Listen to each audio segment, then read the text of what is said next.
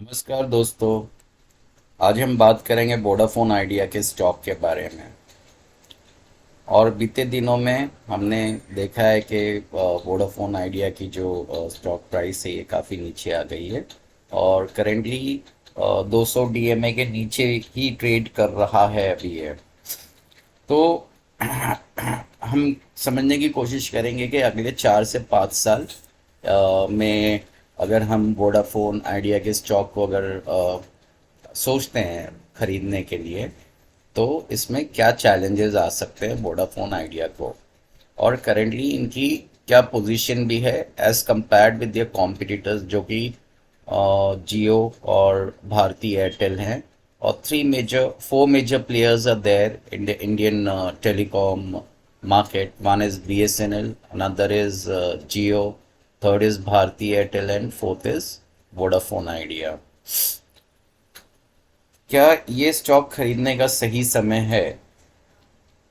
और खासकर क्या मेरे विचार में हर गिरावट पर इसे खरीदना सही कदम हो सकता है? तो मैं ये सोच रहा हूँ कि हर डिप में इसको बाई करना चाहिए, क्योंकि कंपनी के जो फंडामेंटल्स हैं वो काफ़ी अच्छे हैं। अराउंड 75,000 करोड़ की इनकी मार्केट कैपिटलाइजेशन है। ठीक है। तो आने वाले वक्त में इतना जल्दी, जो मेरा पर्सनल अगर व्यू पॉइंट देखेंगे तो बंद तो नहीं होगी कंपनी। एंड इसमें क्या है कि करेंटली अगर देखेंगे तो गवर्नमेंट की भी हिस्सेदारी है। एक तरफ से हिस्सेदारी is I mean to say the number of stocks that they are holding. And last जो मैंने न्यूज़ देखी थी, करीब 35,000 करोड़ इंडियन गवर्नमेंट को भी वोडाफोन आइडिया के स्टॉक्स दिए गए हैं। तो वोडाफोन आइडिया की स्थिति कुछ समय से कठिन रही। कंपनी पर बहुत कर्ज है, बाजार में जो कंपटीशन है बहुत कड़ा है। और 5G जब से आया हुआ है ना, तब से अभी तक 5G की इनिशिएटिव कुछ लिया नहीं है इन्होंने। सो भारती एयरटेल, जियो जो है, ये ऑलरेडी इन्होंने रोल आउट कर चुके हैं 5G के प्लान्स।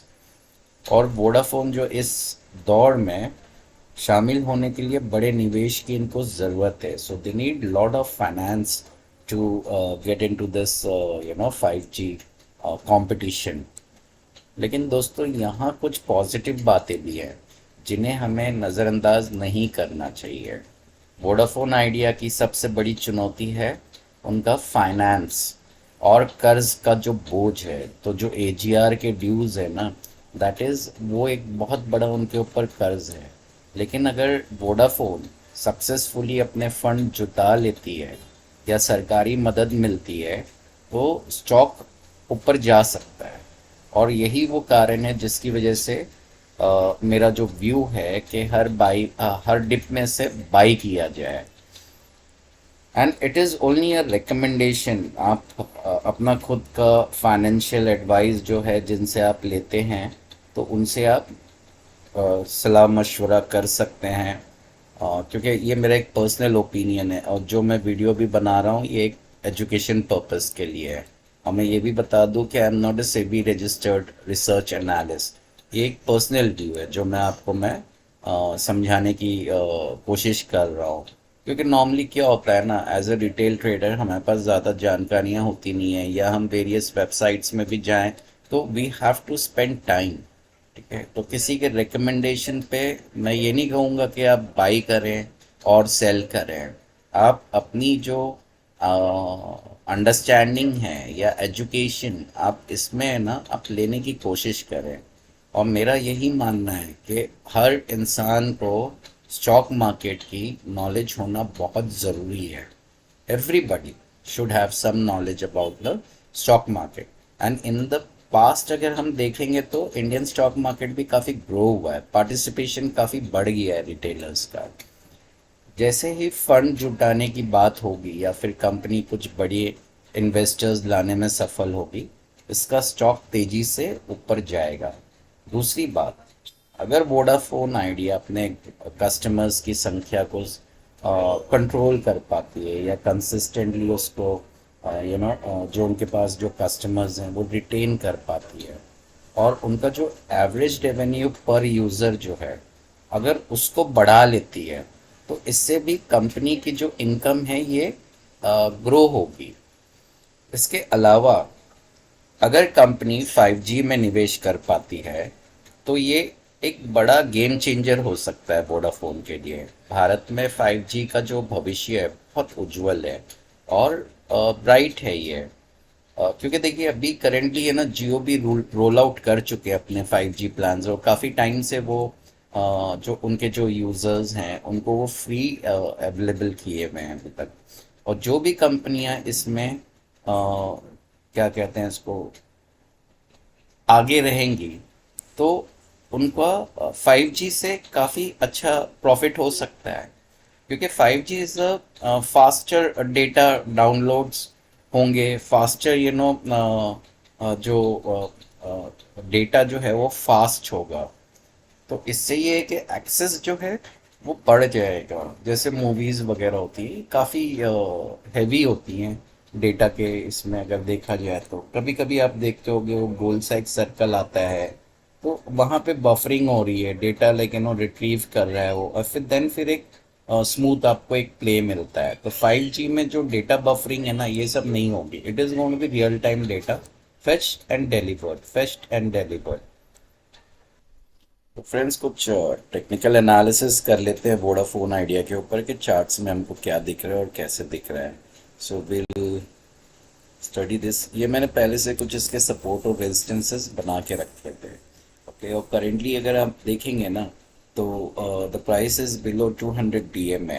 ओके, तो 200 DMA is basically 52 week low के नीचे the price is presently below 200 DMA, so it is near its or below its 52-week low। Okay, और जो हमारे जो सपोर्ट्स निकल के आ रहे हैं ना, पहला तो ये एक रेजिस्टेंस है 14.78 का। ठीक है, सेकंड जो रेजिस्टेंस है दिस इज 12.90। थर्ड जो भी सपोर्ट लिया है स्टॉक ने दैट इज 10.47। तो अगर हम चार्ट्स को देखते हैं तो प्रीवियस सपोर्ट यहीं कहीं था, यहाँ से ही स्टॉक प्राइस रिबाउंड होकर के and then it went it up, नीचे ऊपर गई है वो प्राइस। ठीक है, तो अगर हमें इसके लेवल्स भी डाउन के लेवल्स निकालने हैं ना, और इसको हम मैच करेंगे कि हमारे जो लाइंस हमने बनाई है वो सही बनाई है कि नहीं है, तो what I can do is I can take the Fibonacci levels यहाँ पे, और यहाँ से ये प्राइस ऊपर गई थी यहाँ तक। ठीक है, तो what I can do is I can draw this and I can place it over here. तो कहीं अगर आप देखोगे ना तो price is respecting these levels. देख लो आप, यहाँ पे भी देख लो, तो बिलो जैसे ही वो अपना एक गोल्डन जोन के जो नीचे आ गई प्राइस, और वहाँ से एक नेगेटिव ही रही है ये। यहाँ से देखो फर्दर जो गिरावट आई है ना, काफ़ी बड़ी गिरावट आई है यहाँ पे। तो ये फिलहाल अपने सपोर्ट के आसपास है, तो I can by at this support which doesn't means that कि यहाँ से प्राइस ऊपर ही जाएगी।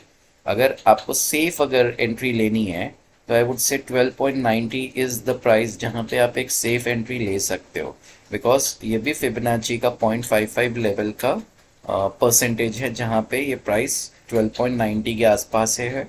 और हम लोग एंट्री जो है करीब 13 रुपीज़ के आसपास एंट्री ले सकते हैं। एंड एक असर्टेन रहेगा कि stock is on an up trend, right now the price is on a down trend. तो यहाँ पे एक जो सपोर्ट बन रहा है, यहाँ पे I can plan one entry, second entry I can plan over year, और जो थर्ड एंट्री बनती है ना वो करीब करीब बनती है, मतलब ये तो 0.64 के आसपास। तो एक थर्ड एंट्री हम यहाँ पे एक लाइन बना के and we can make third entry over year, यहाँ पे ये एक सपोर्ट के आसपास जो बन रहा है which is around 5 rupees support. तो अगर हम देखेंगे तो फिलहाल जो प्राइस है वो 10.47 के आसपास है। नेक्स्ट जो बाइंग जोन बन रहा है वो 7.60 के आसपास बन रहा है। I can start accumulating from this support, क्योंकि प्राइस यहाँ पे पिछली बार भी यहाँ से ऊपर गई थी, और अगर ये सपोर्ट टूट जाता है तो फिर प्राइस यहाँ तक आने की रखती है अपने में। This price can come down till here. यहाँ पे भी एक सपोर्ट है, यहाँ पे भी एक छोटा सा सपोर्ट है, but a strong support I can see at 7.60।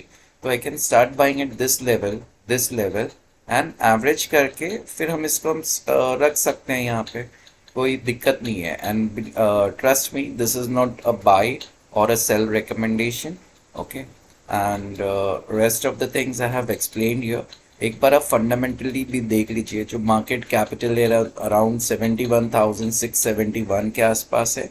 Enterprise की जो वैल्यू है, the value of the Vodafone company is about 2,79,103 crores. Okay.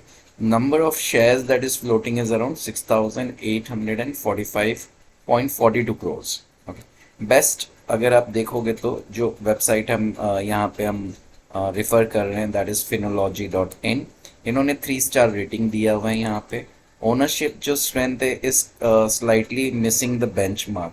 तो यहाँ पे कुछ शेयर्स होंगे जो OFS वगैरह के थ्रू जो प्रोमोटर्स हैं उन्होंने ऑफलोड किया है, and they have tried to get some funds to expand the company's operations. Valuation जो है वो 4 स्टार दिख रहा है, and which is quite attractive.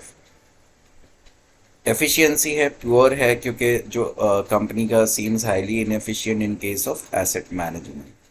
And financials are weak क्योंकि the company is not able to sustain any adverse conditions, like जैसे AGR वगैरह आ गई। ये लो, सो that's the reason why valuations इसके स्ट्रॉन्ग दिख रहे हैं, कोई प्रॉब्लम्स नहीं दिख रही है यहाँ पे। और if we see the sales growth is declining, and from here they have been able to increase the sales. Profit growth जो है वो भी एक declining इसमें ही है, but stable है। कोई if we see 1 year return has been -6.5%, whereas the 3 year the profit growth has been 9.84%, and 5 years में we are seeing is a considerable decline of 174.08%. ROE percentage is 1 year is 0%, 3 years is 0%, and 5 years is -40.41%. So this website is also good. I guess they have done quite some hard work in representing this data. Okay. और इस पे आप भी जा करके you can do your analysis. And best part is if you see promoters still hold 38.17%. DIIs they hold about 31.24%. Public holding is 17.89%, and FIIs, that's a good thing that FIIs are holding 12.67%, and others are 0. So this is overall analysis about Vodafone Idea, and my recommendation is we can buy, and we can wait for the good times for the company to grow and expand. And क्योंकि already 4 telecom companies है, तो आई सी in this जहाँ पे population among the in the country, if it is more than 100 crores, I expect at least there should be 10 telecom companies in India. तो ये मेरी analysis है, ये मेरी अंडरस्टैंडिंग है, so that the price Wars जो होती है वो कस्टमर सेंट्रिक हो। If there are few companies, so they hold the price tags, they can increase the tariff anytime. Okay, and customers might have to shell out these increased tariffs. So this is the entire analysis of Vodafone Idea, and we are doing this analysis on 22nd of September 2024, and I hope it helps you in making your analysis and decisions accordingly. And if you have any comments, or if you like the video, you can hit the like button, and you can subscribe to my channel. Thank you guys.